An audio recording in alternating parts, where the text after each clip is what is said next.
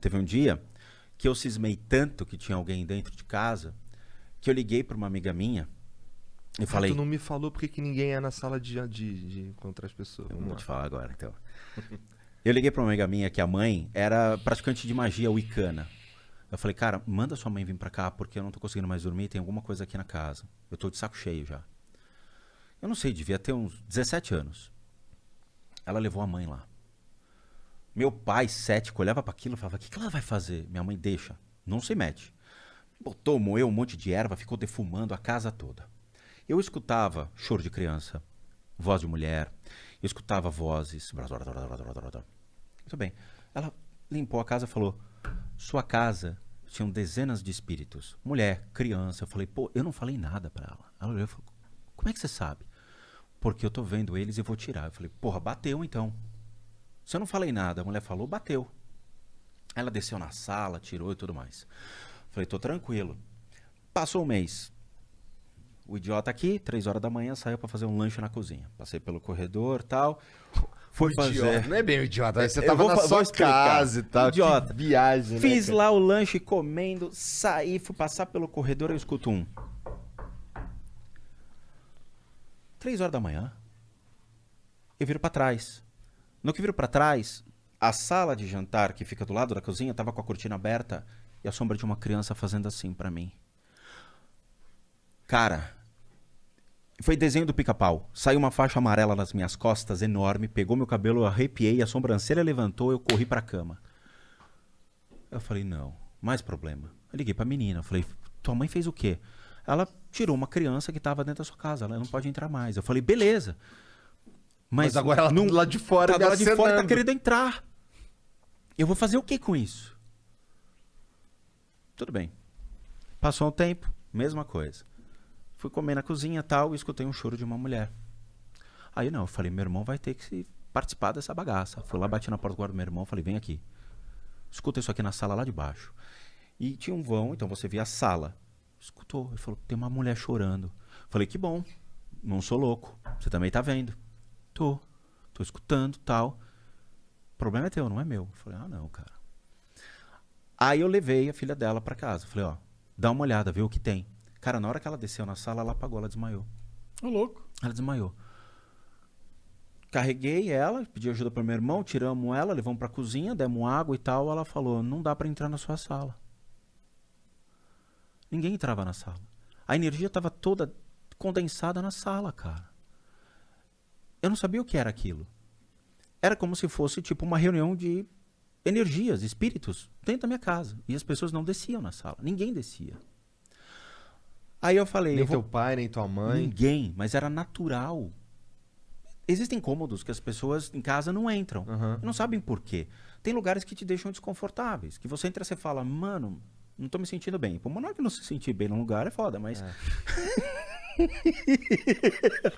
tiver maconha, eu tô me sentindo bem. Aí passa a banza pro espírito. Você vê no negocinho?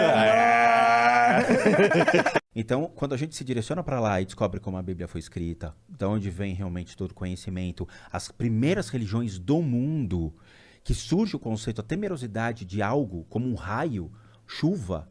As pessoas tinham medo de chuva. Falar, o que é isso? Não sei o que é. É Deus? É algo sobrenatural. Até entenderem como funciona a chuva, ele era um fenômeno sobrenatural. De onde tá caindo água? What the fuck? Como que a água tá caindo do céu, mano? Um raio, você fala, tô sendo julgado, porque esse raio mata. A árvore explodiu mediante um raio que caiu, é alguém que tá julgando aquela árvore. E às vezes pode cair numa pessoa, já acontece muitas vezes. Entende? Então, surgem as primeiras religiões no mundo acreditando em fenômenos que são inexplicáveis. Então, cria uma dependência admirável por fenômenos da natureza. E com isso, eu vou crescendo e aprendendo que esses fenômenos, eles são naturais. Então, o que está acima do natural? O que está acima do acima? Será que existe algo acima do natural? Essa é uma jornada que todo mundo tem que ter. Ninguém pode predizer para você. Você vai abrir o jornal lá e falar, olha, acharam Deus. É que nem em Portugal, já acharam o valor de X em Portugal. X o quê, né? Você entendeu? Sim. O cara descobre o valor de X. X é igual a 2. Pronto, aí você vai e mostra uma outra equação. Já sei X, é igual a 2. Não, numa outra equação. Você entendeu a piada? É, sim. Eu entendi. Entendeu? É Lá que nem... em Portugal, entendi 2 vezes. É uma piada, brincadeira que eu acho legal, cara. Você é xenofóbico, cancelem agora o Spook Não, House! pai e mãe do Jean estão lá em Portugal, nesse momento, assistindo esse flow. Mas não são burros, não. Cara, eu lembro que uma Porque vez... eles são brasileiros. Imagina. Eu lembro que uma vez eu peguei um brincando. vídeo de Portugal pra ficar analisando, né? Aí eu parei o vídeo e falei, pô, você sabe que em Portugal não tem pizza portuguesa, né? Porque toda pizza é portuguesa. É. Ela E é um pizza. cara escreveu pra mim falando, eu moro em Portugal, pois é verdade, aqui tudo é pizza. Aquele cozinha americana. Nos Estados Unidos a cozinha americana não existe, porque já é americana, porra. Pô, você chega lá e falou, cozinha viagem. americana, o gringo vai falar, mas você esperava o quê? Turca? É, cozinha né? americana, Se bem que a gente tem aqui no iFood cozinha brasileira. Verdade. É porque a gente só encontra cozinha japonesa no iFood. Mas é. Japonês e gosto de hambúrguer é o que tem no iFood ultimamente. Você entende? Então, o questionamento é muito legal. A gente tem que buscar a fonte para poder julgar o que é. Não adianta você pegar livros que foram reescritos com viés. Você vai receber o viés e você vai repetir o viés.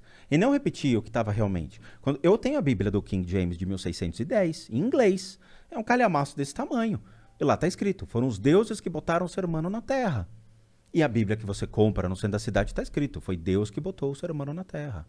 A Bíblia é de 1610. Quem é King James, cara? Desculpa, eu sou burro. Era um rei da época que, quando os povos imigrantes vão para a Europa, então cria-se os povos da Irlanda, que foram todos para lá, fugidos da Inquisição, das guerras, da peste, das mortes e tudo mais, eles levam a fé junto. O King James foi um cara que manteve ainda a Bíblia, ou a tentativa da Bíblia ser escrita ainda na sua original. Entendi. Então a Bíblia de King James foi uma que ficou intacta ainda de 1610, que era a época que ele existia. Então entra-se na Europa. 1610. É, Caralho. mas a Bíblia é mais antiga, Bem né? mais, né? Pelo menos 1610 Você sabe quem anos. começou a escrita da Bíblia? Quem? Quem começou? Momé. Não, pelo amor de Deus. Maomé. Moisés, desculpa. Não. Foi um faraó egípcio, Ah, é? Ptolomeu III. Ptolomeu? Foi ele que começou a compilar os livros da Bíblia, Sagrados. tá? Porque não era Bíblia o nome naquela Não, época, a né? Bíblia é uma palavra que designa um compêndio de livros. Então, Ptolomeu III, ele coloca 40 pessoas que são ditos escribas a sair documentando as histórias e cria-se as histórias para aí predeterminar o que vai entrar no que você considera hoje a Bíblia. Então você tem o Velho Testamento, que é uma história contada mediante a passagem de um povo hebreu, que depois se torna um povo judeu. 400 anos ficaram expostos, e aí surge Cristo. E aí surge o Deus cristão. Você tem dois deuses. Dois. O Deus do Velho Testamento é mate meus inimigos, destrua meus inimigos. Porra, meu, que Deus brabo do caçamba. Aí você vê no Novo Testamento, meu Deus é amável. Ame os inimigos. Amai-vos uns aos outros. Então Jesus muda a interpretação e por isso que ele torna-se um judeu meio que não reconhecido pelo seu povo. Porque ao invés de ele continuar os ensinamentos e propagando o que os hebreus e depois os judeus acreditam que é o Deus, ele chega e fala, eu não reconheço esse Deus, eu mudo a ideia de Deus. Então você tem dois princípios, que foi 400 anos de gap entre um e o outro. Cara, é legal pra caramba esse tipo de coisa, porque você vê duas óticas. Qual Deus que você quer? Você que se Eu acho que também, além disso, você vê a evolução da percepção de Deus na humanidade, né? nas religiões. Nas religiões. Sim. Um Deus vingativo com um Buddy Jesus, Jesus legal. Mas será que os dois deuses não existem? Por isso que eu fico. É por isso que a gente estava falando lá atrás da lógica universal, de existir realmente uma verdade. Porque eu acredito muito nisso. Eu acredito que existe a verdade, ela é uma. E os seres humanos, eles buscam interpretar essa verdade. Tudo bem. Só que o caminho para interpretar essa verdade, ele é longo e constante. Tá bom. E a gente nunca chega à interpretação fidedigna da verdade no começo, sabe? A verdade ela vai ficar trancada nesse caso. Porque qualquer coisa que altere o que as pessoas hoje acreditam vai gerar uma alteração social. Se o Vaticano se manifesta dizendo, puta, eu esqueci de dizer pra vocês, mas tá faltando umas páginas aqui na Bíblia e vamos colocar, porque aí vai justificar a história real de Deus, a sociedade treme, porque as igrejas estão já fundamentadas e alicerçadas naquela Bíblia. Qualquer mudança. Mas eu acho que elas não estão só alicerçadas num projeto. Numa crença, na interpretação bíblica. Não, eu concordo, é uma interpretação bíblica. Mas eu acho que essa interpretação, o que ela interpreta? Ao pé da letra. Esse é o problema da Bíblia Não, hoje. mas eu concordo. Tem muita gente que interpreta a Bíblia ao pé da letra. Mas eu acho que, tipo, a construção. Você mesmo falou, essas histórias, elas foram organizadas pelo cara lá, o... King James. Não, antes do... Ptolomeu III. Ptolomeu III. Tá. Mas eu acho que todas essas histórias, elas foram surgindo porque elas bebem de uma fonte de verdade universal. É a minha crença, isso. Sim, mas qual é a falha da sua verdade universal? É a má interpretação dessa verdade. Porque eu posso ver, por exemplo, vou ser muito grotesco, tá? Jesus senta na mesa, olha para os seus apóstolos e fala... Uou. Pensei que tu fosse falar. Jesus era mágico. Aperta um aí, carai. Jesus era mágico. Ele fez o dedo sumir. Ele fez um truque de mágica. Qual a interpretação que você acredita naquele tempo sobre aquilo que você tem como referência? Que ele tirou o dedo de verdade. Sim. Não, com certeza. A interpretação é uma coisa. O que eu tô discutindo aqui, de verdade, não é a interpretação que as pessoas fazem pela obra, mas sim o como essa obra de verdade surge. Da onde ela sai. Você pode falar, sai da cabeça das pessoas. Da interpretação da consciência de cada um. Ok, concordo. Mas essa interpretação, toda a interpretação, a sua interpretação, a minha interpretação, a interpretação do Igor, ela parte de um ponto verdadeiro, que é um ponto universal. Mas esse muito ponto complexo. não é tratado. Não, mas como assim não é tratado? Eles não acreditam no ponto, mas eles acreditam no resultado. É porque eles não enxergam o ponto. E o ponto não é realmente um ponto, tá ligado? Ele é um meta. Você já jogou o jogo? Sabe o que é um meta? Sabe o que é um meta num jogo? Não. O que é um meta? É a melhor maneira de jogar aquele jogo. Exato.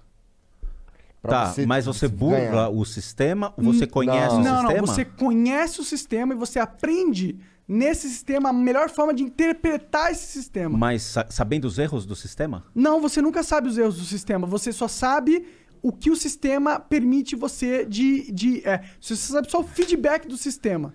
A interpretação do sistema é muito difícil. Essa é a questão. Sim. Mas a minha crença é que existe o sistema. E o sistema, ele não é moldado à sua interpretação. A sua interpretação é apenas uma interpretação do sistema. Mas ele é moldado de acordo com a evolução da consciência. Porque quando você aprende a jogar o jogo... Eu discordo. Não, eu não acho que ele é moldado. Não, eu vou explicar. Vou te dar o meu ponto de vista. Tá bom.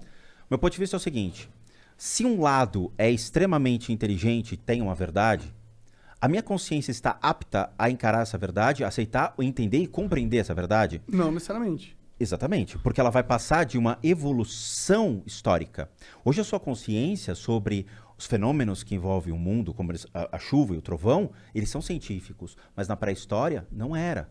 Mas o que evolui é a consciência. É a consciência que eu estou te colocando. Mas não a verdade. Não a verdade. A verdade é imutável. É o que eu estou te falando. Eu tenho uma verdade aqui.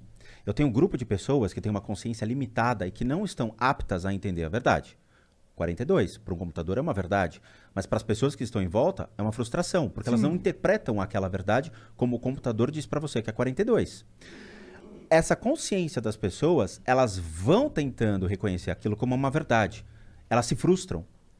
Elas fazem o quê? Abandonam a verdade. E quando elas abandonam a verdade, o que elas fazem? Elas criam a sua verdade. E elas se perdem, na minha visão. Historicamente, elas criam uma distorção sobre um fator. O fator está lá, ainda adormecido, no Oriente. Mas o mundo cria uma verdade porque é mais fácil ser compreendida numa época. À medida que a consciência dessa população vai desenvolvendo e vai tentando... Mas ele não cria uma verdade, ele cria uma interpretação da verdade. É isso que eu estou falando. Sim, ele cria uma verdade da verdade. A verdade que comove eles, que faz com que eles acreditem. Exato. Eles criam um filme da verdade. Perfeito. Caralho, então calma aí. Só pra eu deixar claro aqui, vocês concordam... Eu tô fumando em paralelo. Vocês dois podem fumar que tá me influenciando. Não, vocês concordam. Eu já entendi que os dois concordam com esse ponto. Sim, a mas forma ele tá... que a gente se expressa é diferente, mas diferente. o raciocínio é igual. Spoke Murder Houses, que você vê os crimes... Um obsessor de cocaína que foi que me deu a dica quem foi o assassino de um caso. Sério? Porque ele estava na cena de crime. Caralho. Aconteceu no México isso. Um americano que era da Força Aérea nos Estados Unidos casou com uma mulher, ele sofreu um acidente de carro e morreu. Essa mulher ficou desamparada, um cara da Força Aérea foi lá, amparou ela, que era amigo do marido, mas gostou dela, rolou um affair, ficaram juntos. Ela se mudou pro México por causa da depressão e ele deu todo o auxílio para ela, casa, comida, tudo. Mas ele ficava nos Estados Unidos e México. Ela quis ainda fugir um pouco da realidade que lembrava a Força Aérea e tal, e pegou uma casinha que ficava perto de uma igreja. Eram várias casinhas de uma comunidade que ficava ao redor de uma igreja. Foi morta. Encontraram o corpo dela. A polícia e tudo mais vai investigar e mostra a cena do crime. O corpo coberto, mas objetos deixados na cena. E uma hora eu olho para dentro e eu vejo um obsessor de cocaína lá dentro. Eu falei, quem matou era o usuário de cocaína e estava sob a droga naquele dia. A polícia vai investigando e vai pegando vizinhos, que provavelmente eram os assassinos, mas vai descartando. E tinha um moleque chamado Natanael. Esse Natanael, eu parei, bati o olho e falei, é ele, mas eu não posso acusar, eu não tenho o direito de acusar. Mas pra mim, na hora que eu vi energia, eu falei, foi o Natanael. E eu fiquei segurando aquilo. Acharam um cara que era um cara que prestava serviço para a igreja, que era um traficante. Foram lá, levaram o cara preso. O cara falou, meu, eu não tava lá, não fui eu. Pra quem que você vendeu a droga e tudo mais? Aí reviraram a casa e descobriram que quem era o usuário de drogas era o Natanael. E ele estava sob cocaína quando ele entrou lá e matou a mulher. E o obsessor de cocaína estava lá dentro. Aí eu bati o olho e falei, bingo. Mas isso não sobrepõe o trabalho da polícia, em hipótese alguma. Eu não posso acusar ninguém Porque tem um mediante sistema a jurídico isso. ali que tem que ser respeitado. Nada disso sobrepõe a investigação. Nos Estados Unidos sobrepõe. Ah, é? Sim, nos Estados Unidos, detetives contratam sensitivos, psychics, para poder fazer essa investigação. Pessoas desaparecidas, por Pra exemplo. dar dicas, auxiliar na investigação. É, mas isso eu não faço. Entendi. Não faço. Não sou GPS de pessoa morta, não sou GPS de desaparecido, nem de chave de carro. Tem gente que manda mensagem falando, ô meu, chave do meu carro sumiu, você sabe onde tá? Eu falo, teu cu.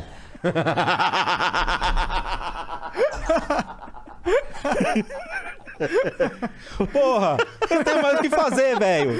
Ô, acha no teu rabo aí que você vai abrir a porta do carro girando a bunda. Não. Senta na maçaneta, filha da puta. Você concorda comigo, porra? O cara perde a chave do carro e manda um e-mail. Ô, cadê a chave do meu carro? É, tá Teu sacanagem. cu. Acontece sim, cara, juro. Gato, então, meu gato sumiu, onde tá? Pô, é que a Tá pessoa na se porta do preocupa com Pacaembu, gato. velho, lá, ali, ó, girando no espetinho. Porque, pô, eu não sou GPS. As pessoas têm que entender qual é a função real. E não especular, porque entra em crendice popular. Porque ele espera que um vidente resolva a vida dele.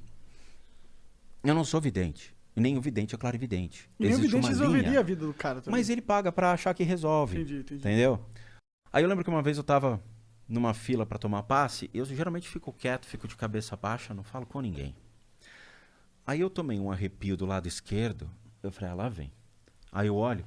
Cara, tem um cara, parece um mouro, vestido de cigano. Aí eu tomei um tranco, passou uma funcionária da casa, eu segurei ela e falei, me tira uma dúvida. Tem alguém do meu lado? Ela falou, tem, o seu cigano. E saiu. Eu falei, desde quando eu tenho cigano? Eles se apoiam nas pessoas que têm essa sensibilidade para poder ajudar. E eu comecei a desenvolver, comecei a incorporar e comecei a atender. Cara, eu fui trabalhar no Jardim São Luís, que é um bairro tomado por traficantes. E lá tinha toque de recolher, mas foi a casa mais bonita que eu já vi. Era uma casa muito antiga, teto destruído, tal, eles estavam precisando de ajuda financeira para reformar o lugar. Eu falei, pô, acho que eles precisam de mim. Fui lá, a área de assistência, as pessoas têm medo de olhar para o lado, assim. Era uma comunidade que ia, todo mundo ficava sentadinho, ninguém se manifestava. Eu entrei, fiquei sentado, fiquei observando, aí veio o dono do lugar. Ele olhou para minha cara, falou, e aí, quando você vai trabalhar para mim? Ele não sabia nada de mim, era o primeiro dia. Eu falei, desculpa, senhor, eu não tô aqui para trabalhar, eu não sei. Ele falou, você vai trabalhar para mim, se prepara. Eu falei, não, senhor, não vou não. Eu só vim aqui para conhecer o lugar. Não, se prepara. É engraçado, porque o cara era funcionário de uma empresa chamada Mali Metal Leve, que era listada em Bolsa de Valores. E era uma empresa que eu analisava em Bolsa de Valores. Cara, as coisas se cruzam de uma maneira monstruosa. Cheguei lá, Fui tomar o passo e eu comecei a sentir umas coisas estranhas. Ele chegou pra mim e falou, você vai trabalhar pra mim, estão chamando. Eu falei, não estão não. Linha cruzada, pode pegar o cara do lado. E eu não quero Linha brincar. cruzada, os jovens não entenderam, tá ligado? Difícil ter hoje isso. Eu que eu peguei de linha cruzada em casa, cara. Eu me divertia com o telefone fixo, era demais, cara. Porque eu falei para as pessoas que o parente tinha morrido, nunca façam isso, cara. Peguei a linha cruzada. Alô, Albertina, como vai o João? Eu falei, o João morreu, como é que é? Juro, isso aconteceu, cara. Criança é uma meleca. Eu também fiz alguns trotes. Mas o trote era passivo, cara. Eu que recebi, eu ligou em casa. Não, tá certo, tá certo. Brincadeira. Aí eu comecei a ter receio daquilo, mas eu gostava. Aí eu falei, quanto o senhor quer pra fazer toda a reforma do teto? Eu falei, preciso de tanto. Eu falei, eu vou te trazer o dinheiro. Aí eu ia lá e dava o dinheiro pro cara. Eu me senti honrado em ajudar o lugar.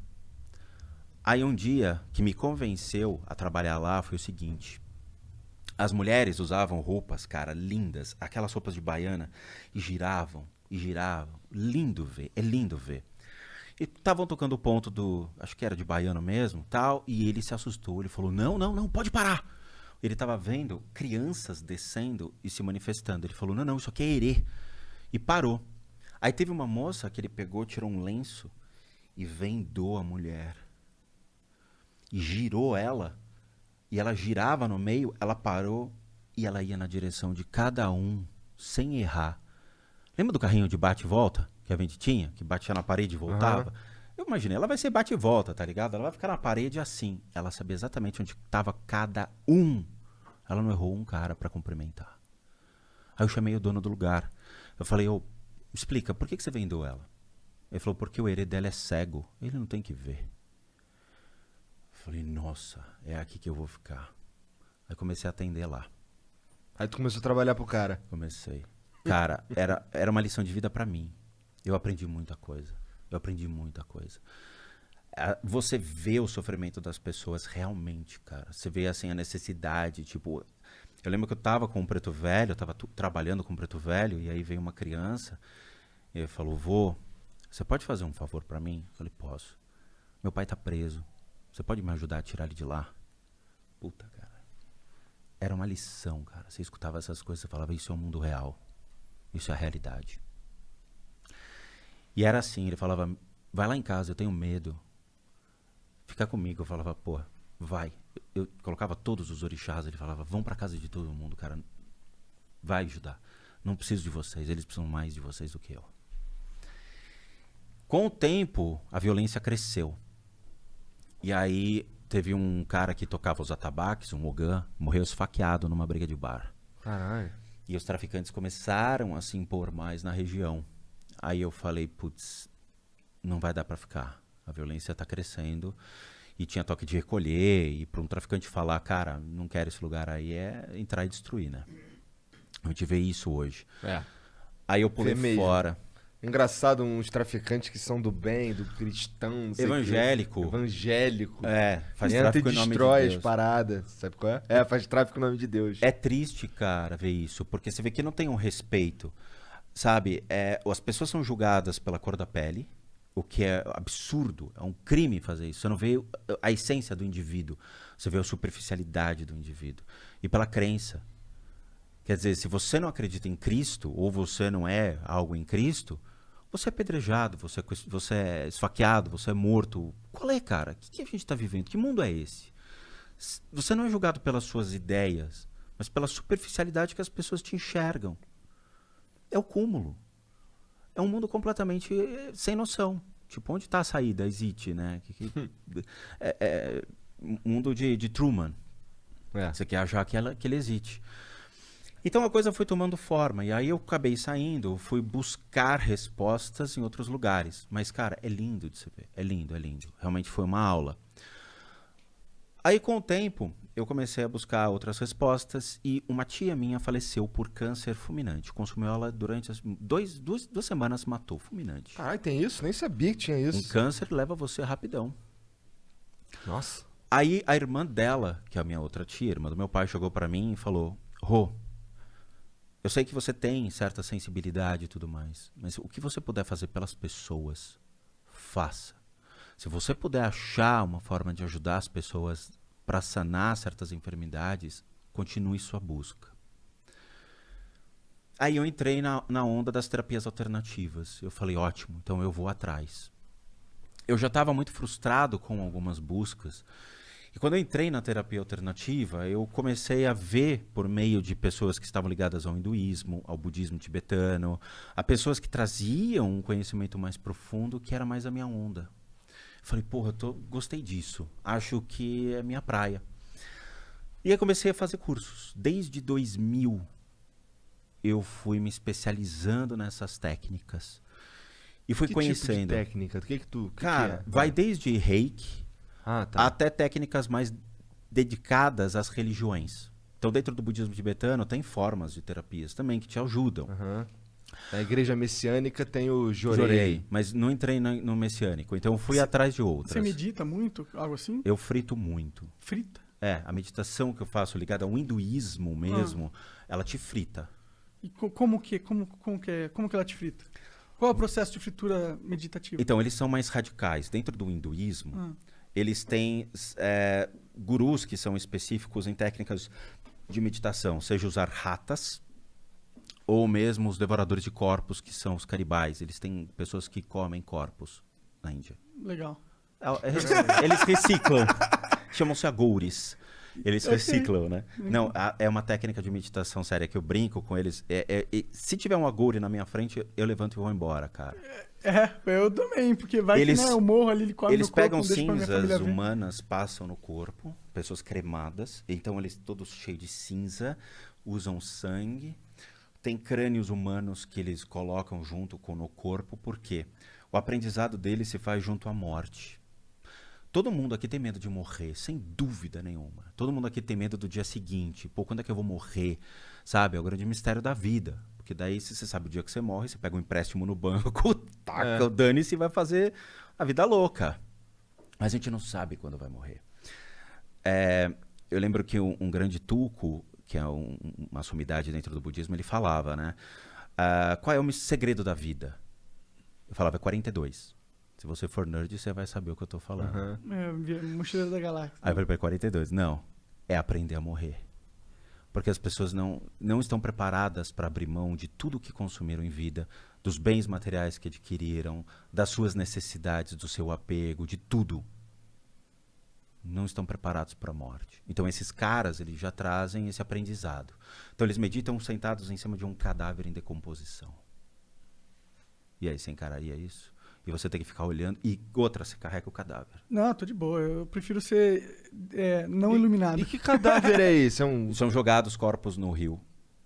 No rio Ganges, né? Eles jogam lá, o cara pega e faz a meditação em cima. Ou na pira, que eles fazem uma pira enorme na frente do rio e jogam os corpos lá. A fritação que acontece são várias técnicas. Então você pode ter Jnana Yoga, Hatha Yoga, Raja Yoga, Kundalini Yoga, Tantric Yoga. São tipos de... aqueles yogas são deles, né? Eles aprendem isso. Sim. E aí você manipula a energia do seu corpo criando reatores em cima de você. Então você consegue manipular os pontos de energia para desenvolver a clarividência, a vidência, desenvolver certas habilidades, mas que pertencem a eles. Quando você fala, vou desenvolver isso dentro do catolicismo, não. Você tem que estar inserido dentro desse contexto para saber o porquê disso, receber a instrução correta, porque senão você vai ter síndromes. Existem doenças atribuídas à manipulação errada de energia. Tu diria que tem pessoas que seres que saciam a vontade de fumar maconha através do monarca, por exemplo? Tem. Existe isso? Claro que existe. Na Tailândia, por exemplo, eles chamam de espíritos famintos, tá? É muito legal essa prática. E eles criam até ghost houses, são casas feitas de maquetes que são iguais à sua, para que esses espíritos, eles não fiquem na sua casa, mas fiquem na casa na frente. Na maquete. Então, se você andar na Tailândia, você vai ver que tem pequenas casas ou pequenos hotéis montados na frente do hotel. Que interessante. Para enganar os espíritos. Eles colocam os espíritos malignos ou os espíritos que são esses dependentes ainda da nossa natureza lá dentro. E eles fazem a Espíritos cerimônia. zombeteiros, igual no Chaves. Eles chamam de espíritos famintos, Entendi. tá? E aí eles dão comida. Eles queimam dinheiro, dão alimento, dão cigarro, coisa desse tipo. Por quê? Porque pacifica. E na hora que pacifica, esse bicho não vai bater na tua porta e falar, dá 2 quilos de farinha, 1 quilo de fubá aí, cara. Não vai, entendeu? Eles não vão entrar na sua casa pra te encher os pacovar. Eles vão ficar lá fora, tipo, ó, já dei o que você quer. O teu negócio é lá. É uma crendice, ok? Faz parte de uma cultura dos caras. Esse conceito de apaziguar. Dentro do budismo, a gente também tem essa.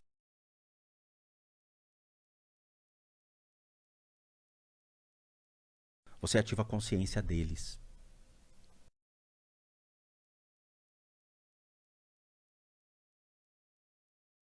Preso à matéria, ou seja, você fica preso à sua esposa que você ama, você fica preso ao seu carro que você ama, à sua casa, às suas necessidades, você se torna obcecado pelo que você era em vida. Você vira um obsessor. Tchum, tchum. 10 Entende? pontos para a Grifinória. Entendeu? Muito bem. Não, só mais a Sonzerina. Muito bem, meus alunos. E aí você vira um obsessor. Então nada mais, nada menos, são pessoas que se perderam em meio às suas necessidades. Ok, beleza. Só que vai piorando. Por quê? À medida que você vai perdendo a sua consciência, você vai agindo por um estímulo que ainda permanece. Raiva, ódio, ganância, vícios, coisas desse tipo. E aí eles vão atrás de lugares que são atrativos a eles. Então vão bares, lugares onde tem balada, festas. Só que também vão na casa do Pedrinho, do Luizinho, do Zezinho. Por Do quê? Monark. Do Monark. Fumar uma banza comigo. Eu gostaria muito de ver flutuando. Assim, muito da hora, véio. Mas não rola. Eu tentei várias vezes, não que eu fume, mas falei por... Move. Não move, cara. O quê? Matéria. Tentei tá. muito, mas não rola. Eu gravo em casa essas coisas, os fenômenos, eu não O que é a confesso. coisa mais impressionante que os espíritos conseguem fazer? Contar piada, é legal. Conta a piada. Não, brincadeiras à parte, mas o senso de humor de algumas entidades é demais, cara, eu juro. Você dá risada com a ironia de alguns espectros, tá? E aí você se identifica e fala, pô, você é gente boa, cara, não vou te mandar embora não, fica aí. Mas como é que eles se comunicam com você? Como todo médium escuta, como todo sensitivo escuta. O corpo de energia deles é o que vibra a intenção. Eu vou te mostrar uma vibração de intenção, Tá. gravado em casa. Ô, licença, gente. Eu não queria falar nada, não, mas agora há pouco vocês estavam falando dessa parada, o áudio mutou. Do nada. Tava tudo funcionando bem e voltou, sozinho. São do nada. fenômenos que vão começar a acontecer agora. Eu não te juro, mano. Eu não encostei. Eu fiquei espantado porque tava aparecendo aqui normal, mas eu não tava ouvindo. Esqueci de avisar vocês sobre isso. Acontece coisas mesmo? Acontece coisas para... E é dia das bruxas, quer dizer... Não, caralho, tu tá falando sério agora ou tu tá me zoando? Premúdio. Eles podem interferir em certas partes. Você acabou de falar que eles não eletrônicas. fumam baseado, porra. Não, mas não fumo baseado, mas mas o corpo de energia energia e tal. deles afeta. Ah, pode crer. Muta o microfone. Você avisa. Aí eu Tá falo bom. pra se afastar. Caralho, mano. Ó, quiser baseado... O meu acabou, acho que é por isso. Não faz isso não. Acabou o Ó, baseado. tá falando, faz isso não. Ih, tá ligado? caralho. Então não faz isso não. Ó, eu vou mostrar um áudio que foi gravado em casa. Todos os áudios eles são extremamente controlados. O que seja, eu uso microfones de altíssima qualidade, tá? Seja direcional, cardioide, frequências que vão de 16 Hz a 24.000 Hz, que é mais sensível do que o que você escuta normalmente. É tipo, morcego escuta, pra você ter uma ideia. E gravo numa sala fechada, isolada, sem interferência externa. Então, em horários que a galera tá dormindo, tá? Ah, às 3 horas da manhã, que é o horário do diabo. Não, é o horário que o meu diabo, que é meu vizinho, tá dormindo. Então, aí vem os sons desse tipo e, obviamente, editados para que vocês escutem de maneira um pouco mais clara. Mas o material bruto vocês ainda vão escutar o chiado. Quer botar o fone para ver se vocês escutam? Vamos. Ah, é verdade, tem que ser. Só para ver se vocês estão captando legal, Ah, sim. tá?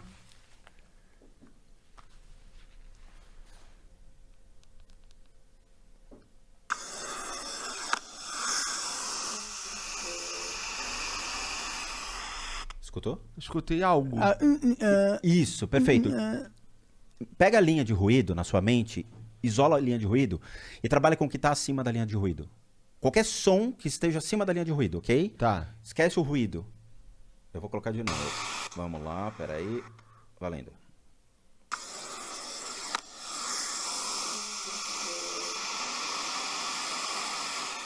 Pegou? Parece um piano. Não, vai fazer... Parece uma mulher falando. Perfeito. Isso mesmo. Tem uma parte 2. Vê se agora você escuta. Tá.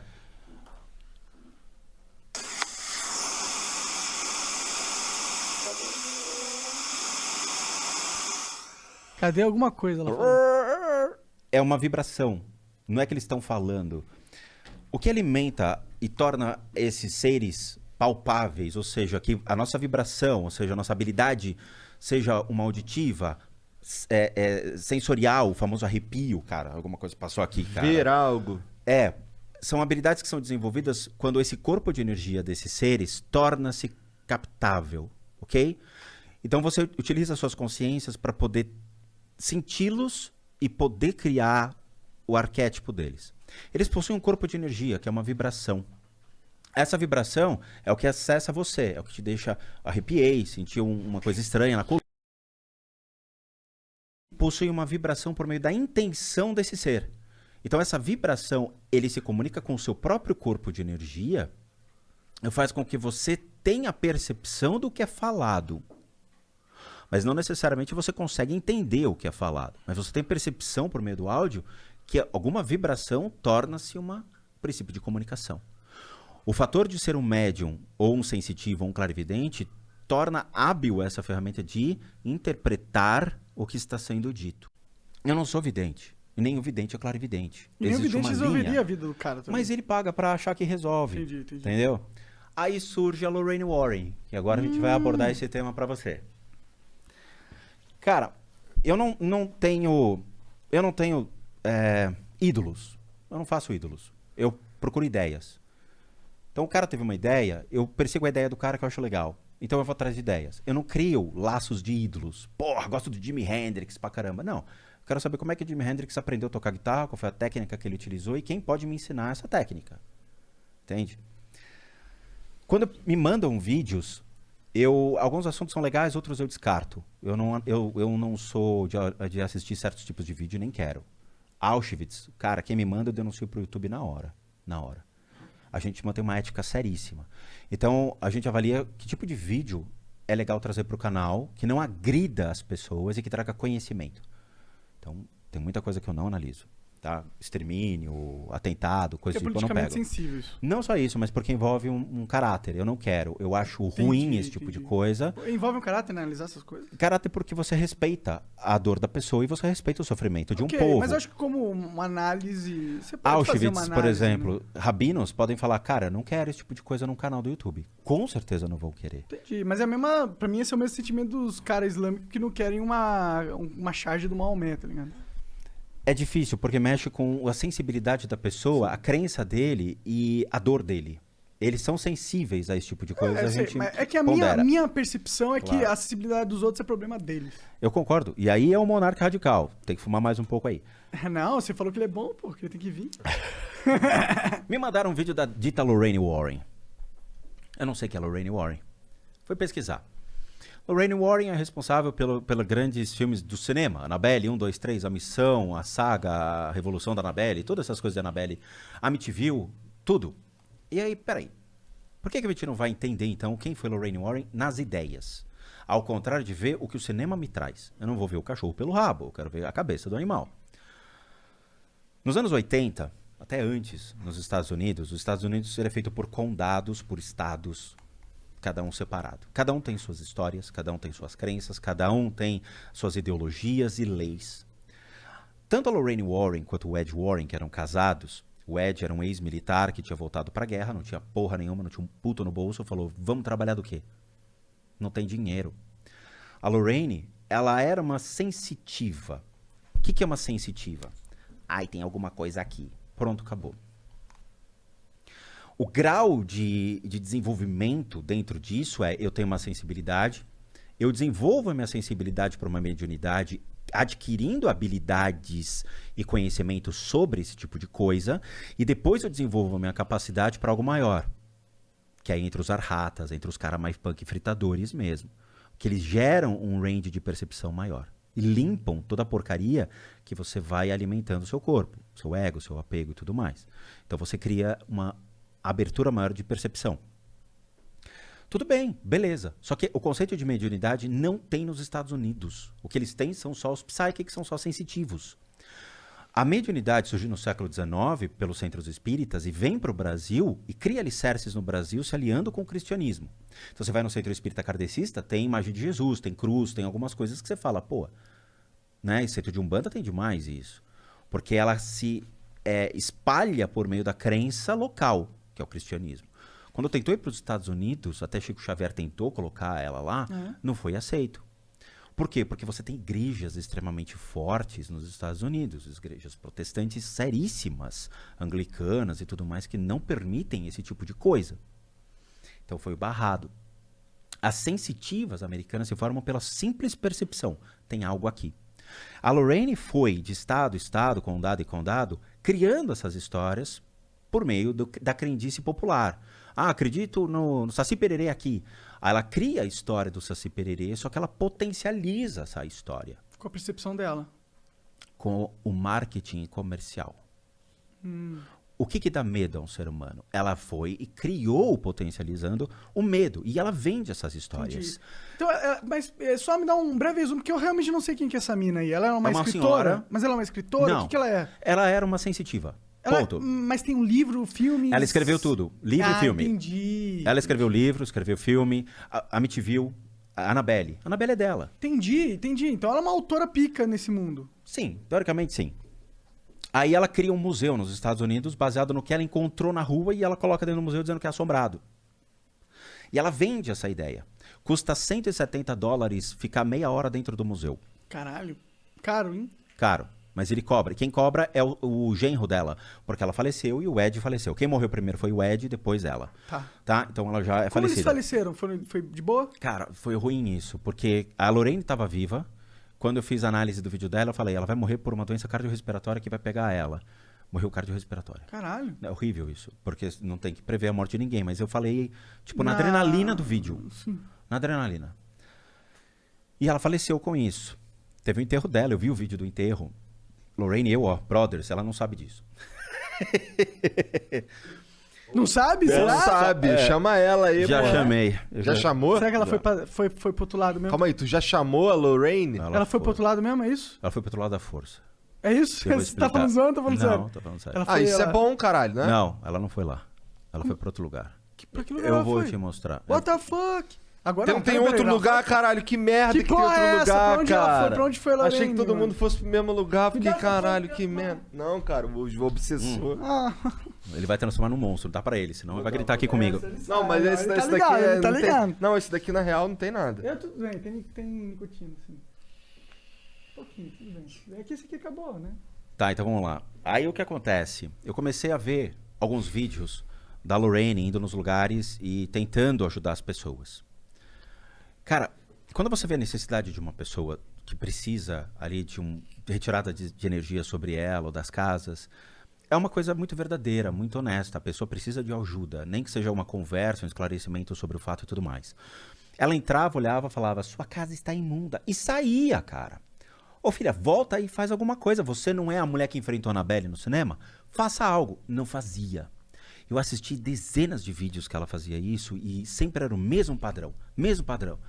Fala, porra, quem é que tá vendendo essas coisas pro cinema? Quem é que tá liderando a verdade do cinema?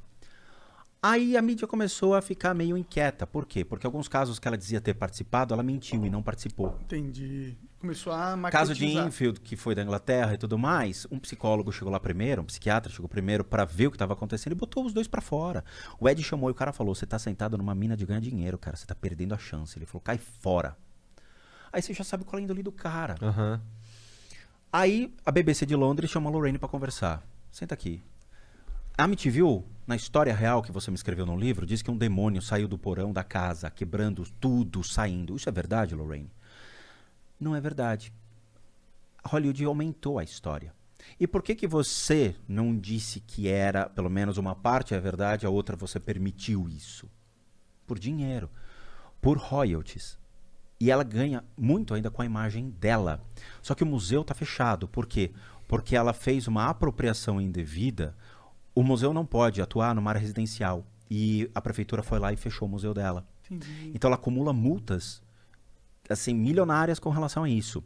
Outra, tem um escândalo que envolve o Ed. Infelizmente, eu recebi essa matéria, e até dou o direito de dúvida, que fala que o Ed mantinha uma criança, 17 anos de idade, uma menina, e ele já mais velho, na qual ele tinha relações sexuais concedidas pela própria Lorraine Warren dentro de casa. A menina ficava no quarto de baixo, a Lorraine ficava no quarto de cima, uma noite ela dormia com ele, uma noite dormia com a Lorraine. Tá? Então, assim, a gente tem que tomar cuidado com falsos ídolos. Quando a gente vai analisar essas histórias, a gente cria apreço pela história, mas admira mais o ser humano. Cara, esse ser humano, ele tá fadado a erros. Então, quando a gente mostra isso em vídeo, comprova, documentos seríssimos e tudo mais, você tá errado. E não a Lorraine e o Ed. E aí, quando você fala, tá, vamos testar a veracidade disso, trazendo pelo menos um approach próximo à ciência, e você descobre que não é verdade, que a coisa não é real, você é condenado. E aí eu cansei. Me mandaram as fitas proibidas que não saíram nos Estados Unidos. Uma moça nos Estados Unidos teve acesso a essas fitas e mostra a Lorraine Warren indo em Connecticut para atender um fazendeiro. O fazendeiro, cara, é sério, parecia o Magnum. O Tom Selleck, antigo, do Magnum. Todo sério assim, e o genro da Lorraine tentando expurgar algum mal. Primeira coisa, eles não têm autoridade para fazer esse tipo de coisa. Só quem tem são as pessoas ligadas ao Vaticano, ou seja, os bispos, arcebispos, pessoas que sabem fazer. Você acredita, tipo, você credibiliza o Vaticano nesse sentido? Você acredita que eles têm realmente essa premissa? Veio deles. Se o demônio é deles, criado por eles, eles é que sabem como tirar. Entendi. E entra o Gabriel Amorfi nessa questão, e segura essa pergunta que eu vou te explicar isso. Na hora, a Lorraine tenta lá, todo mundo tenta, mas ela desiste. Ao invés dela mandar para um psiquiatra, ela abre mão do negócio. O cara pegou uma calibre 12, atirou na mulher e depois se matou. Pergunta se os Estados Unidos condenou a Lorraine por ter feito uma negligência de ter encaminhado isso para um médico responsável e feito uma internação psiquiatra, um diagnóstico sobre o indivíduo. Não fez. Ela é responsável por isso. Porque se você vai na casa de uma pessoa e você constata que existe um desequilíbrio emocional e mental, você não bota a mão na pessoa. Você chama um psiquiatra. Você leva para uma internação, para depois verificar se é algo espiritual. Pra você ter uma ideia, eu gravo os meus vídeos com antecedência. Ontem eu finalizei a primeira semana de janeiro de vídeos. Caralho, mané. Que doideira. Finalizei a primeira semana. Tá? Então, com todo tipo de vídeo. Eu tenho 34 playlists no canal e aí eu vou colocando conteúdo dentro dessas 34. Sejam as análises, seja desmistificando as crenças populares, um monte de coisa desse tipo. Por um minuto eu confundi, na verdade. Achei que você estava falando que você ficava 5 horas estudando guitarra. Fico 5 horas estudando guitarra por dia. Sério? Sério. Eu achei que você tava falando... Agora eu confundi. Eu achei que você estava falando do teu canal. Pô. Não, meu cara, canal. olha só, ele Tô grava. ficando- eu acho que eu tô Ontem chapado. ele finalizou a gravação dos primeiros vídeos de janeiro. Por que Aham. que ele faz isso? Que aí ele tem, eu imagino, Tempo. tem um tempo livre, entendeu? Entendi. Pra poder me dedicar aos estudos de Entendi, música. Entendi. Então você é tipo o Renato Cariani, aquele cara que tem tudo... Foco louco. Tudo certinho. É, assim, eu não conheço o Cariani. Eu preciso conhecê-lo. Cariani, É, eu Aqui, ó. conheci, tô fudido, mas. Cariani, vamos fazer o Projeto Spook 2021. Aqui, ó. Isso aqui, ó. Essa meleca, essa pandemia me fez crescer 15 quilos. Ah, a culpa é da Tromba. pandemia, né? Cara, o mal sempre vem de fora, né? o mal vem, Tô chama ligado. iFood. Os caras ficam me entuchando esses hambúrguer. Os caras chegam lá em casa com hambúrguer, eu não sei porquê, cara. Do nada. mano. Aí, ó, tem uns hambúrguer aqui do capeta. Antes eu treinava 1h30 por dia, 1 hora. Aí não dá, cara. Dá pra ver que você tem um bracinho aí legal. É. Ó, aí, Caralho, ó. ele é fortão mesmo. Fortão Tipo, mesmo. vai, tem o bucho agora, então a gente fala que é o Honda. Não, Vai. é. Ainda bem que eu não sou o Dalcin, cara. Pensou, ia ser... O cara tá passando fome ali, rapaz. Mas vamos lá, vou explicar pra vocês todo como surgiu a ideia do canal e tudo mais, tá? Eu sou formado em administração de empresas, fiz uma faculdade que é a Mauá, tá? De lá eu entrei direto no mercado de capitais. Então fui trabalhar como analista de investimento. Trabalhei em corretora, trabalhei em banco, trabalhei em empresas. Foram mais ou menos uma jornada de 17 anos dentro do mercado financeiro. Eu fiz pós-graduação em games. Que Então, maneiro. eu Ah, fui, maneiro. fiz 2 escolas de games aqui em São Paulo. Então, para trabalhar com desenvolvimento de ambientes. Então, vocês veem aquele símbolo Epic. Aham. Então eu fazia aula com esses softwares da própria Epic Games, que é o Unreal Development Kit, para poder criar os ambientes, criar toda a arquitetura. O Depois Unreal é bem popular, né? É. A galera usa bastante. usa, mas agora ele virou pago. Antigamente era um software Entendi. mais barato, era gratuito e agora virou pago. Então ficou meio só para Acessível. profissionais. Entendi. Ele Caras- tizou um pouco. É. Aí depois eu fui trabalhar como animador, então eu criei, por exemplo, o Autodesk Maya, fazia toda a parte dos bônus de esqueleto, comecei a entrar nesse esquema, mas eu nunca fui bem de desenho, mas de criação de 3D eu mandava bem. Depois disso, eu fiz um MBA em finanças, aí eu fiz na FIPECAF, ou seja, fui atrás de uma educação mais, vamos dizer assim, especializada para poder atuar na área. E em contrapartida, toda essa minha jornada no mercado financeiro, eu fui juntando dinheiro e ia fazendo cursos relacionados à espiritualidade. Então, o que acontece? Todo o dinheiro que eu ganhava no mercado financeiro, eu ia atrás de conhecimento. Então, eu comprava realmente e ia atrás. Viajava. Levou o ET Bilu a sério. Cara, ou você busca respostas, ou você vai ser um cara que vai replicar aquele papagaio que os outros dizem. As pessoas não querem entender, eles querem buscar conhecer. Então vamos lá, eu quero saber o porquê que tudo é o karma. Não, você quebrou o carro, é o teu karma.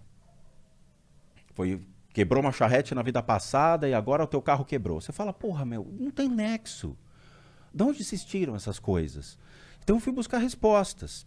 Foi isso que te levou ao budismo, essas respostas? Não, o que me levou primeiro à jornada espiritual é, de novo, aquela historinha, né? Eu comecei a ver coisas aos 6 anos de idade.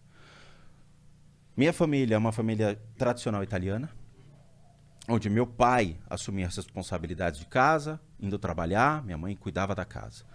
Eu nasci em 1975, então tem que avisar que era antes da internet, antes de muita coisa, né? Entendeu?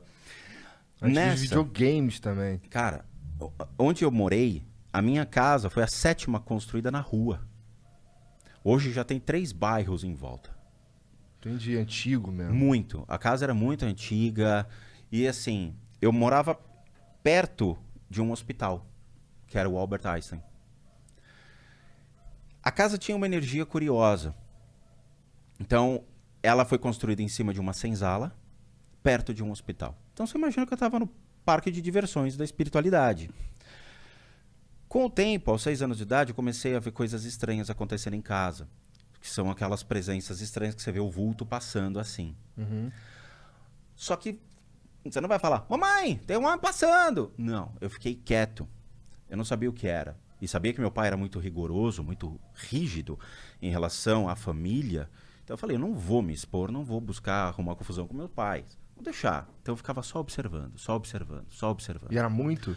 Eram muitos. Eram 6, 7 caras desse tipo. Eu vou te descrever como eu lembro deles, tá? Lembrando que o que eu tô te passando é uma ótica de uma criança. Sim, tá. 2 metros de altura, mais ou menos uma largura de 1,5 metro, com os olhos vermelhos. Acompanhava meu pai. Para onde meu pai ia, eles iam atrás. Eu ficava com medo. E eram vários desses aí? Tudo Eram vários. bem parecido. E assim, bem parecidos já começa a complicar. Quando você tem diferentes obsessores, beleza. Mas quando você tem iguais, eles abrem margem para muitos problemas e muitos desequilíbrios. Ataques de raiva. Depende muito da maneira como eles se conectam, mas pode levar uma pessoa a ter surtos emocionais. Entendo. Tá? E eu vou te explicar muito legal todo esse conceito. Comecei a ver, mas fiquei quieto. E foi indo. Aos 10 anos de idade, a coisa foi piorando. A casa, naturalmente, gerou um toque de recolher. Então, eu tenho um irmão, a diferença é de 2 anos. Tanto meu irmão quanto eu, nós sabíamos que a casa tinha alguma coisa. Então, nós passamos a escutar coisas estranhas na casa. Um dos fatores, por exemplo, a gente não saía do quarto. Então, dava 8 horas da noite, todo mundo para a cama, porque no dia seguinte tinha aula. Só que a gente ficava acordado até mais tarde para ficar escutando sons estranhos, porque sabia que acontecia. Teve um dia que eu acabei escutando alguns barulhos estranhos vindos da cozinha. E a minha casa era um corredor de mais ou menos 10 metros que levava para 2 quartos grandes, que eram 2 suítes onde meus pais ficavam, e eu e meu irmão dormíamos juntos. Tinha um outro quarto aqui e um outro quarto aqui, que eram quartos de bagunça de brinquedo. Um corredor grande, cozinha, sala de jantar. E embaixo era uma sala de visitas, que ninguém entrava. Ninguém entrava. Por que ninguém entrava? Só por que não? Eu vou explicar, a história é maior. Entendi, tá. Tem muita coisa legal, Caralho, cara. que doideira. Eu escutei um barulho na cozinha. Eu levantei e botei o ouvido na porta. De repente eu escutei passos vindo, porque era carpete. E meus pais estavam dormindo já há muito tempo. Eu escutava... E parava. E sabe, quando criança, vai aquele ponto de interrogação em cima direto. Você fala, caraca, o que tá vindo? E... Chegou uma hora que eu olhei pelo buraco da maçaneta para procurar. Aí escutei uma voz que ecoava dentro da minha cabeça, não passava pelo ouvido, falando, volta pra cama. Velho, Apertou. eu fui direto, mas eu pulei pra cama e me enrolei. A partir desse momento, eu comecei a ser notado por esses seres. Então, todas as vezes que eu passava pelo corredor, dava para vê-los entre os quartos, observando quem passava pelo corredor. Eles estavam esperando meu pai. E o pior é que, assim, eles saíam no momento em que meu pai entrava em casa. Então, eu sabia que meu pai estava chegando quando eu via a movimentação desses seres. Caralho, cara. Que loucura. Era incrível. Era algo que você sempre os via. Sempre. Se você tava em casa, você tava vendo esses troços. Sempre. Só que em contrapartida também tinha coisas estranhas que aconteciam. Então uma vez, era altos e baixos. Tinha o dia que eu via, tinha dia que eu não queria vê-los e eu me distraía com outras coisas. A distração da mente faz com que você não perceba mais eles. Você está distraído, você está fazendo outra coisa, tá? Na minha época, videogame, eu fui ter videogame muito depois. Os dias foram passando e teve os altos e baixos. Passei a estudar à tarde, chegava na hora do almoço e teve um dia que eu voltei para casa, ia deixar sempre minha mochila em cima da cama e ia almoçar. O dia eu cheguei e fui deixar a mochila em cima da cama e eu vi um cara em pé no quarto, 2 horas da tarde, cara, assim, com sobretudo, vestido como se fosse, Inglaterra, chapéu, todo. Eu parei e fiquei olhando. Aí o cara, sem mexer a boca, falando, você está me vendo? Cara, a primeira coisa que eu fiz foi, mãe, tem um homem no quarto! Aí eu já falei. Minha mãe, obviamente, apareceu, não viu nada. E quando minha mãe chegou, já não tinha. Eu falei, cara, vou ficar quieto. É melhor ficar quieto. Aos 14 anos de idade, eu sofri um acidente de carro. Eu tinha um amigo, um vizinho que virou meu amigo, que morava na rua, na casa da frente. Era uma rua muito tranquila, a minha rua, cara. Não passava carro, não passava nada. Ninguém acessava aquilo, porque a avenida ficava de acesso paralelo. A gente não tinha rota de fuga como tem hoje, de trânsito. Não tinha trânsito na época. Entrei em casa para pegar uns brinquedos, fui me divertir com o meu vizinho da frente. Na época do G.I. Joe, Comandos em Ação. Legal. Puta, gostava bastante. Eu também curti, a gente fazia uns fortes e ficavam invadindo Isso, mas já do- tinha uns fortes, mas a gente fazia nas árvores. Como tinha muita árvore, então tinha o paraquedista, a gente Sim, jogava. Era legal, o comandante cobra, o destro. Isso. Puta, adorava. Atravessei para mostrar os brinquedos pro menino. Deixei lá, quando eu voltei, apagou, eu não lembro de mais nada. Eu acordei, eu tava uma casa de diferença no chão. Então eu rolei a rua.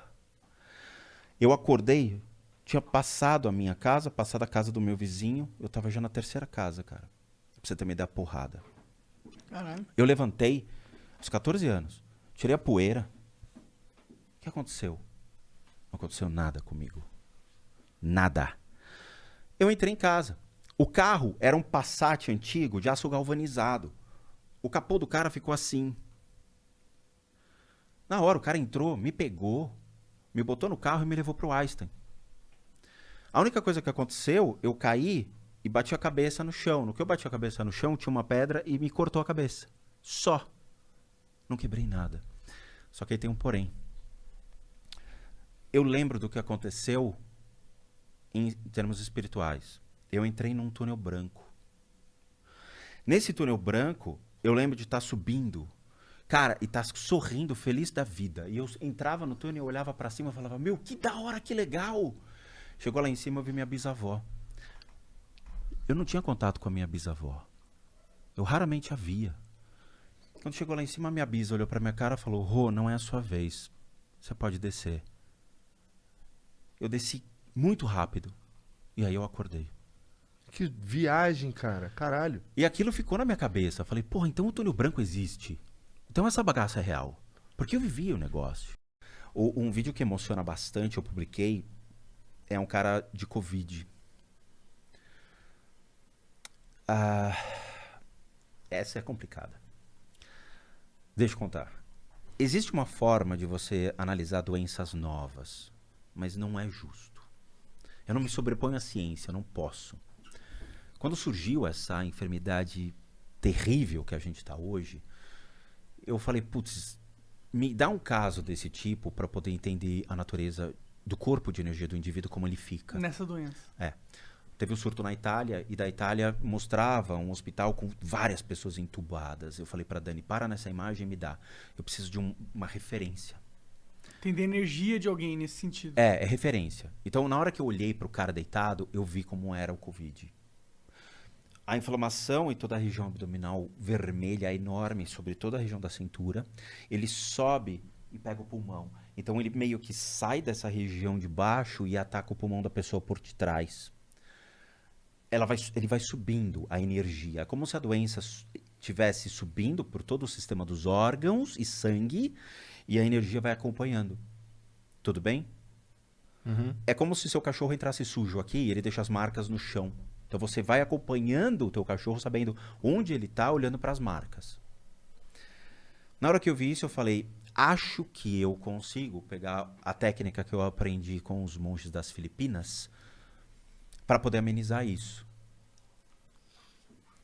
Surgiu o primeiro caso. Quando veio o primeiro caso, eu falei, eu vou tentar. Cara, eu vou tentar. Eu fiquei com aquele paciente, a primeira vez, eu fiquei horas ali em cima dele. Retirando toda a energia ruim, enfraquecendo, enfraquecendo, enfraquecendo, até ter a percepção que a foto dele ficou branca e clara. Quando eu vi a imagem dele já branca e clara, eu falei, consegui alguma coisa. Esse cara estava na UTI. Ele já estava entubado. E quem tinha pedido era o filho dele.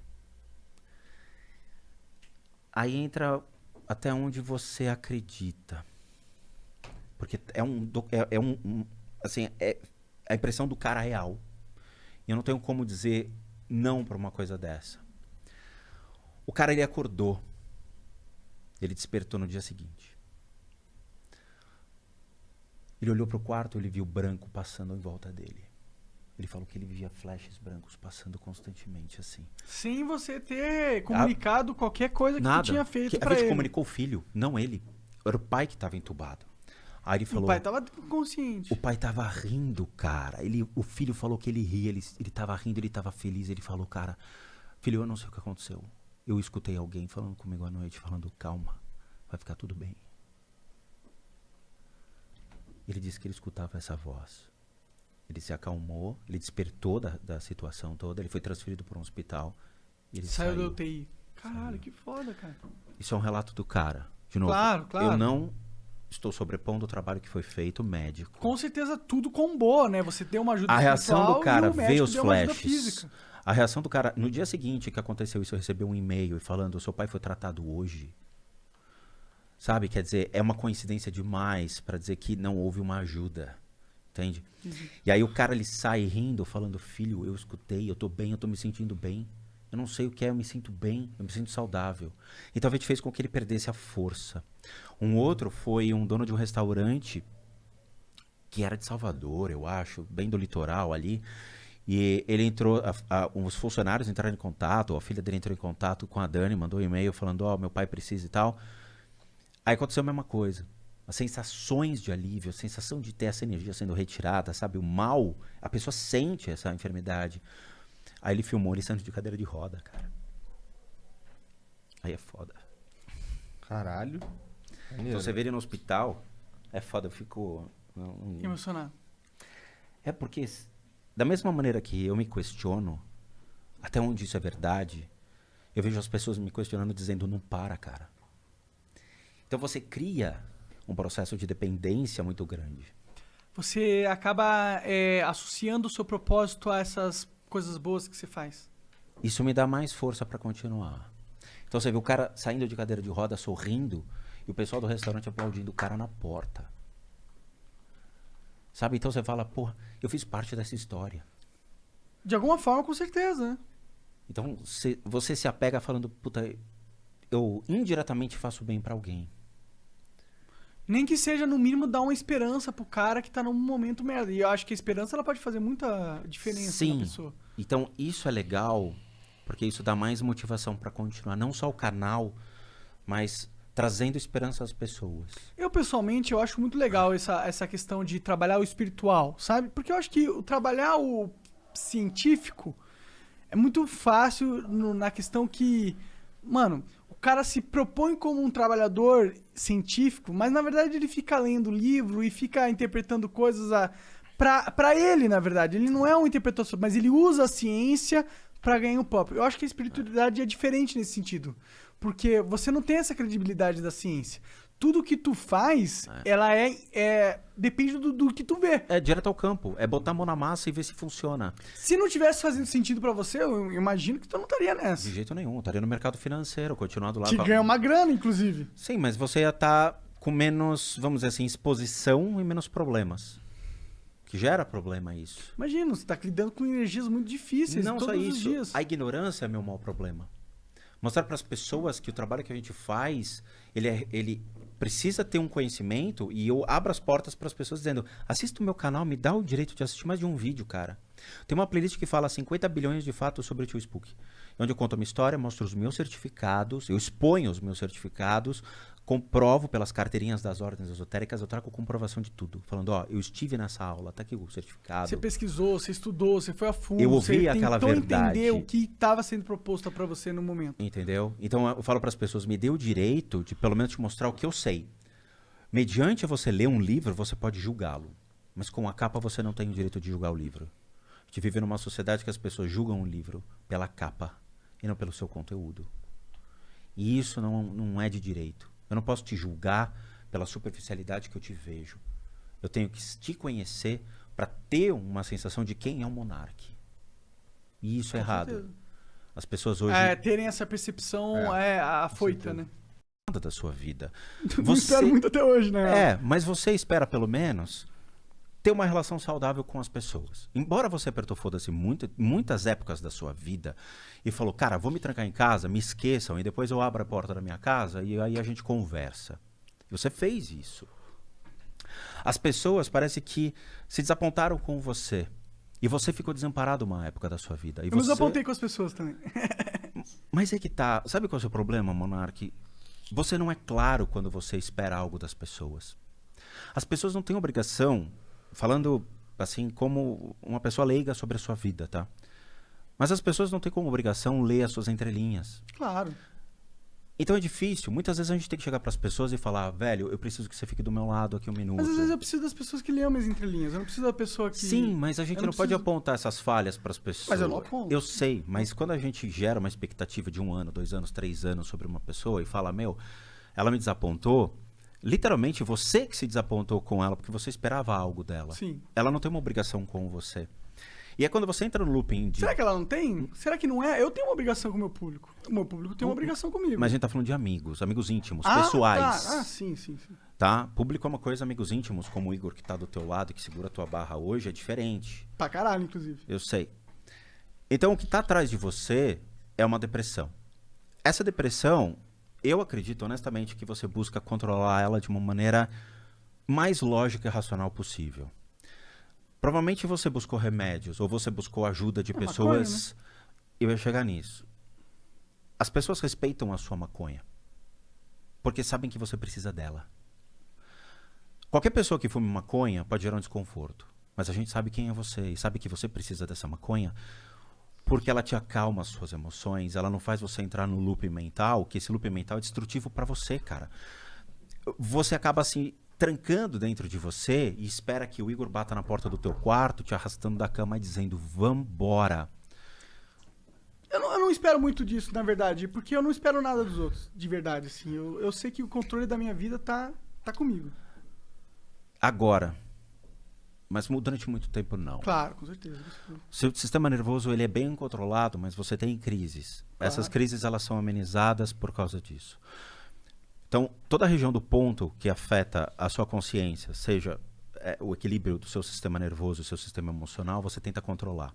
Mas é difícil. Dor de cabeça, sinusite, rinite, Não sinto, dor de cabeça não sinto. ele pega toda essa região e a parte de trás e pode chegar a te apertar.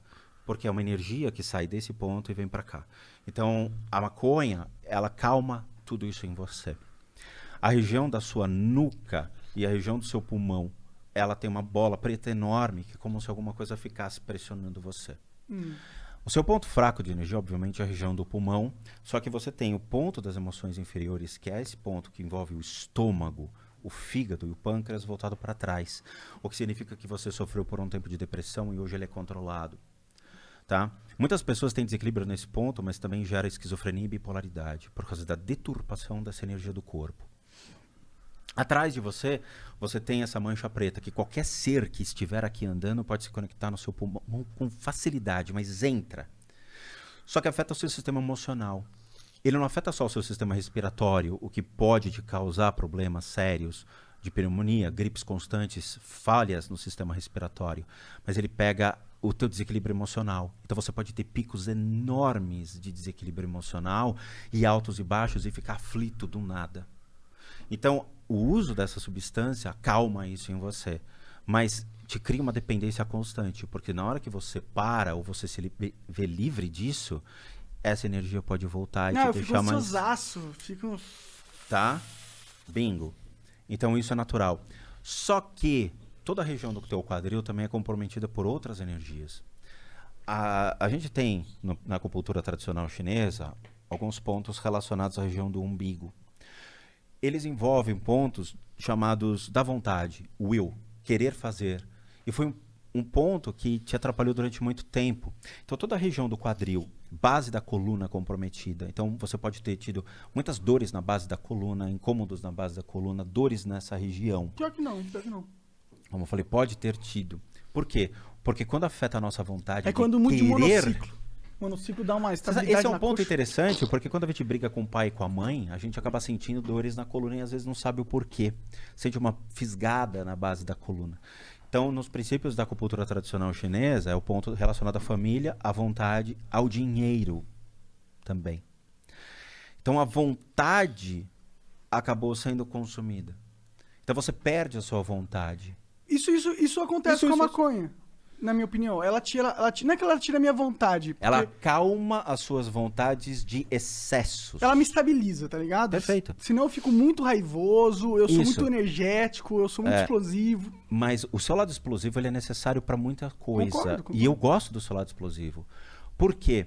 Porque ele fala as verdades para algumas pessoas. Então, quando você faz o vídeo de maneira explosiva, você mostra para as pessoas aonde está a sua intolerância, que é o seu limite.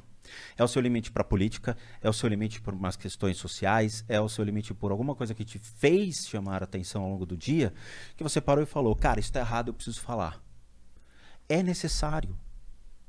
Então, esse monarca calmo, ele é legal, mas o monarca explosivo, muitas vezes as pessoas precisam. É, sim, com certeza. E eu preciso desse monarca explosivo também. Faz parte, Sim, você não sim. pode matá-lo. Não quero, eu acho que eu tô afogando ele bastante. Eu ultimamente. acho também. O Igor ficou Afoga ele na fumaça. Ele some, você perde aí. Sim, mas é que pra mim, tipo, tá funcionando, sabe? A minha vida tá hoje em dia, estabilizado, sabe? Hoje, mas antigamente não. Não, mas não foi por causa da maconha que ela se destabilizou Não, também, foi sabe? por causa do seu emocional, foi por causa de as tudo, suas né? necessidades. Eu acho que você tá num porto seguro. E eu acho que você precisa do Igor para segurar isso em você. Com certeza. Entendeu? O Igor é necessário porque ele é muito racional. E esse lado racional divertido é o que você gosta dele.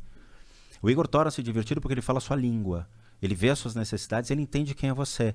Mas ele é racional. Ele é o teu lado racional enquanto você é a explosão emotivo. Entendi. Bizarro. Caralho, o cara fez uma análise em tempo real aqui. Psicológico. Não falei nada, ele foi falando do bagulho aí da base, não sei o que, o Monark. Chato pra caralho com a tosse. Moro? Tosse pra caralho. Fala as verdades. Enche o Mas saco. dor na coluna não tem. Calma, Ah, ele tá. falou nessa região aqui. Sim. Encheu o saco. Desde que eu conheço o Monark, ele enche o saco falando que o estômago dele é fudido. Não, meu estômago é fudido mesmo. estômago é Por quê? É ultra fudido. mentira, Jean. Mas eu bebo pra caralho, tomo Red Bull pra caralho. Vamos Óbvio que lá. vai ser fudido, Calma. caralho. Pô. Vamos lá. Eu tô vendo o ponto de energia. Tem Sim, gente que sim. não tem isso, tá? Vai ver que essa porra causou isso aí, não sei. O Igor tá não ligado? tem isso. Ele tem outras coisas. Com certeza. A minha região da minha cabeça deve ser toda fodida. Não, a região da sua coluna é fodida. É. Faz isso com ele também, Não, gostei. o Igor vai ser complicado, porque... ele é diferente de você. O Igor tem muita coisa do passado, muitas relações do passado que acabam afetando ele, e é uma exposição pesada a ser feita. Cara, Então depois fala off que eu quero ouvir depois. porque envolve o lado amoroso dele e muita questão familiar ainda entrave, precisando ser resolvida, e o que pega toda a região da coluna, que pega daqui pra cima. Então, cara, às vezes, assim, do estômago não é o teu problema, mas você tem que tomar muito cuidado com coisas que queimam, ácidas ou possível hérnia de hiato que venha a surgir. Tá, refluxo, mas isso advém de crises nervosas, ou, na verdade, crises nervosas por pensamentos nervosos. Ou seja, eu preciso resolver um negócio, eu não sei como resolver um negócio, o cara me deixa em paz que eu não aguento, eu não quero resolver nada hoje. Existem momentos certos para as coisas serem resolvidas, e isso te afeta. Você não gosta de pressão, você não gosta de cobrança, e as cobranças batem na sua porta, cara, e fica difícil sair. Então te causa um mal. E isso tá nessa região do teu força a sensação. Quantos flows tu já assistiu, cara? Nenhum. Cara, eu não falei nem pra tu, moleque. Eu fui no... Eu tô correndo atrás. Eu falei, na verdade, que eu tô indo nos médicos, que eu quero começar a fazer um exercício, né? Sim, sim. Então, um dos médicos que eu fui era um... como é que é o nome, caralho? Esqueci. Mas enfim, cuida Gástrico. do gastro. Fui no gastro. E a mulher lá falou que a gente tá tratando refluxo de fato, Ah, é? tá ligado? Mas o teu caso pega a coluna, cara. E assim, você pode vir a ter problema sério de coluna. Então toma muito cuidado, porque você tem uma mancha preta que pega do estômago até a nuca. E essa energia tá travando você. Não só travando a coluna não, cara. Mas travando os seus problemas. Travando a questão de eu quero resolver alguma coisa, mas meu emocional não deixa. Chega uma hora que a gente fica cansado emocionalmente de resolver as coisas e deixa a coisa, às vezes, que se dane. Dessa bola de neve, vai descer a montanha e uma hora eu vou resolver, entendeu? Deixa. E isso tá te travando. Às vezes a gente acorda com vontade falando, vou resolver minha vida hoje. Mas isso te prejudica, tá? E isso te trava. Então você pode vir a ter problema sério do estômago nesse sentido de ter refluxo, mas por causa de ansiedade, não de algo físico que esteja lá. Garganta também pode vir a te pegar. E isso pode afetar a sua possibilidade de comunicação. Ih, caralho. Normal, mas de novo, é só uma energia que está em cima, não é algo que vai se materializar, ela pode ir sumindo de acordo com o andar da sua vida, tá? De novo, são energias que são geradas de nós para nós, tá? Então ela sai de mim e me mostra o que está acontecendo.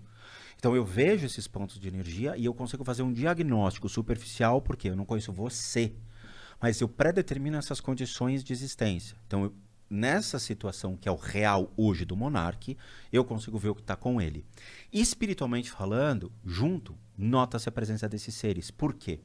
Quando a gente tem essa vulnerabilidade, seja do estômago, ou da coluna, ou do pulmão, faz com que o corpo de energia fique com brechas ou buracos. É como se fosse o corpo áurico, beleza?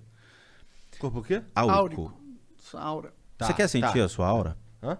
Quer sentir sua aura? Dá pra sentir minha aura? Dá, eu vou te ensinar depois. Tá bom. Beleza. Para você ter uma noção da existência desse corpo de energia ao seu redor. Quando a gente fuma, qual é o ponto de energia que fica vulnerável? Nosso pulmão. Porque você está prejudicando ele e ele vai perdendo força. Porque você está colocando uma substância dentro dele. Uhum.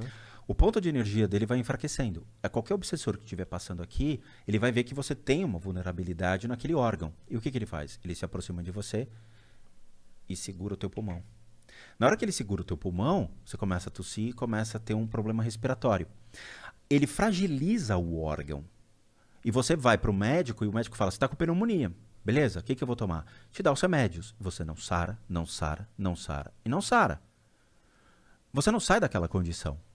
Porque o teu órgão é incapaz de ser sanado naturalmente pelo seu corpo, como a gente viu no começo.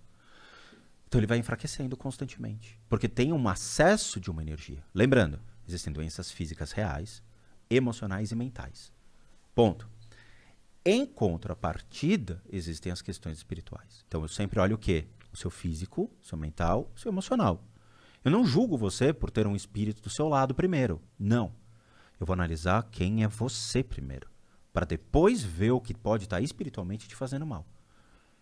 Então, eu não saio vendo o rabo do cachorro primeiro. Eu tenho uma teoria sobre você, cara. Eu sou esquisito, pode falar. Não, esquisito. Isso aí é fato. Mas, tipo, eu acho que você é um cara muito sensível. No sentido Em quê? de você percebe... Ó, eu acredito que o cérebro é uma ferramenta pica. Tá bom. Capaz de reconhecer padrões de vários níveis. Tá bom.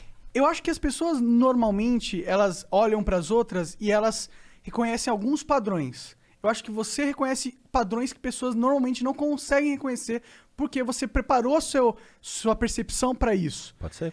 Na minha percepção, minha visão de mundo, de vida, eu acho que você é um cara que você treinou isso, você ficou muito bom nisso. 15 anos. 15 anos. E eu acho que as pessoas, elas, quando você bate, se você souber olhar, a mesma coisa que a gente estava conversando ontem com o Iberê Tenório sobre plantas. Ele falou que, pô, ele ia no zoológico, ficava olhando os animais, mas aí quando ele começou a aprender sobre plantas e as diferentes espécies de plantas e as características dela, ele foi no zoológico e o zoológico mudou pra ele se abriu pra ele viu o zoológico de uma forma completamente diferente, porque ele percebeu que tinham plantas específicas que relacionavam aos animais que estavam lá, então tinham todo um ecossistema muito pensado que ele não enxergava antes. Sim. Eu vejo a sua habilidade dessa forma. Eu acho que você é capaz de enxergar coisas, padrões, que as pessoas deixam despercebidas porque elas não estão atentas.